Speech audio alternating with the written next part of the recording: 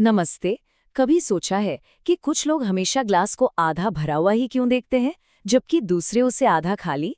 या ऐसा क्यों होता है कि कुछ लोग हर हाल में उम्मीद की किरण ढूंढ लेते हैं, जबकि कुछ को हमेशा सबसे बुरा होने का ही डर लगा रहता है? तो आज हम इसी के तह तक जाएंगे कि आखिर हमारा दिमाग आशावादी और निराशावादी बनता कैसे है। महान दार्शनिक मार्कस ऑरेलियस की ये बात हमारी आज की पूरी चर्चा का सेंटर पॉइंट है।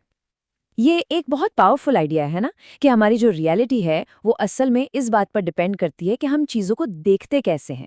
हम दुनिया को जिस नज़र से देखते हैं वही हमारा जीवन बन जाता है। तो असली सवाल यही है, क्या ये हमारी बनावट में है? क्या हम इसी तरह से वायर्ड हैं? ये सिर्फ फिलॉसफी नहीं है, इसके पीछे तगड़ा साइंस है। और आज हम उसी साइंस की परतों को एक-एक करके खोलेंगे। ठीक है, तो चलिए इसमें थोड़ा और गहराई से उतरते हैं। 1 मिनट के लिए सोचते हैं कि हमारे दिमाग के अंदर ना एक हाथी बैठा है। ये हाथी हमारी उन शक्तिशाली ऑटोमेटिक इमोशनल रिएक्शंस को दिखाता है जो असल में हमें चलाती हैं, भले हमें इसका एहसास हो या ना हो। अब इस हाथी के पास ना एक लाइक-ओ-मीटर लगा हुआ है। ये बहुत ही सिंपल सिस्टम है। बाकी जानवरों की तरह ही हम भी नेचुरली उन चीज़ों की तरफ खिंचते हैं जिनसे खुशी मिलती है, और उन चीज़ों से दूर भागते हैं जिनसे दर्द होता है। जैसे वाह आइसक्रीम और चाहिए, ये फैसला एकदम इंस्टेंट होता है, कोई सोचना समझना नहीं। लेकिन कहानी इतनी सिंपल नहीं है। मजा ढूंढना तो ठीक है, पर हमारे दिमाग का एक इससे भी बड़ा एक प्राइम गोल है, और वो है किसी भी हाल में सरवाइव करना, जिंदा रहना। और यही एंट्री होती है नेगेटिविटी बायस की। ये एक एवोल्यूशनरी आदत है। सोचिए, हमारे जो पूर्वज थे उनके लिए एक खतरे को मिस कर देने का अंजाम किसी इनाम को मिस करने से कहीं ज्यादा भयानक था। इसलिए हमारा दिमाग नेगेटिव चीज़ों पर ज्यादा ध्यान देने और उन्हें ज्यादा देर तक याद रखने के लिए ही बना है। अब ये स्लाइड देखिए, ये कितनी कमाल की बात बताती है। सोचकर देखिए, अगर किसी ने रस्सी को सांप समझ लिया तो क्या होगा? बस एक पल के लिए डर लगेगा। ये एक कम लागत वाली गलती है। लेकिन अगर किसी ने सांप को रस्सी समझ लिया तो खैर, ये तो बहुत महंगी गलती पड़ सकती है, जान भी जा सकती है। हमारा दिमाग हमेशा बड़ी और महंगी गलती से बचने वाला ऑप्शन ही चुनता है। और बिल्कुल इसी वजह से खतरों से बचने के लिए हमारे दिमाग का जो सिस्टम है, हमारा बचाव सिस्टम, वो एकदम फास्ट और सुपर पावरफुल बनाया गया है। इसे ऐसे डिजाइन किया गया है कि ये बाकी सारे विचारों पर हावी हो जाए और हमें सेफ रखने के लिए तुरंत एक्शन ले। तो ठीक है, ये नेगेटिविटी बायस तो समझ आ गया, पर क्या बस इतनी सी बात है? क्या पूरी कहानी यही है? बिल्कुल नहीं। चलिए अब कहानी के अगले हिस्से में चलते हैं और देखते हैं कि इसमें एक और दिलचस्प परत कैसे जुड़ती है। इसे कहते हैं कॉर्टिकल लॉटरी।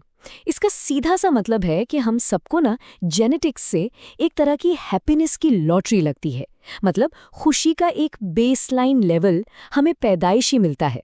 ये एक स्टार्टिंग पॉइंट जैसा है जो तय करता है कि हम आम तौर पर कितने खुश या नाखुश महसूस करते हैं। तो अब सवाल ये उठता है कि अगर हमारा दिमाग जिंदा रहने के लिए नेगेटिविटी की तरफ झुका हुआ है और हमारी खुशी का लेवल भी जेनेटिक लॉटरी पर टिका है, तो क्या इसका मतलब हम बस फंस गए हैं? क्या हमारे हाथ में कुछ है ही नहीं? और इसका जवाब है नहीं, बिल्कुल नहीं। अच्छी खबर यह है कि हम फंसे हुए नहीं हैं।